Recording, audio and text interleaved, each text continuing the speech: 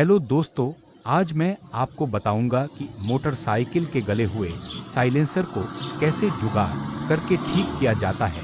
जैसा कि साइलेंसर में जंग लगने की वजह से चादर गल गई है और उसमें छेद हो गए हैं और आपको पूरा साइलेंसर बदलने की ज़रूरत नहीं है।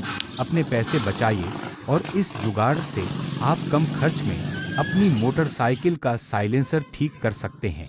इससे पहले हमने आपको एक वीडियो में व्हील से टूटे हुए बेरिंग का कोण निकालने का तरीका बताया था, जिसे आप लोगों ने बहुत पसंद किया। उम्मीद है ये जुगाड़ भी आपको पसंद आएगा। तो दोस्तों, वीडियो को आखिर तक देखें और अगर वीडियो पसंद आए तो लाइक और सब्सक्राइब ज़रूर कर दें।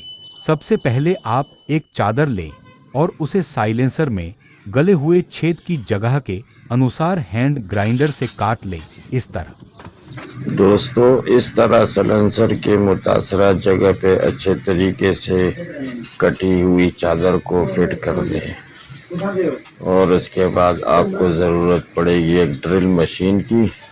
ड्रिल मशीन से आपने इसके अंदर सुराख कर देने हैं और उसके बाद उसको रिबिट से रिबिट कर देना है इसको।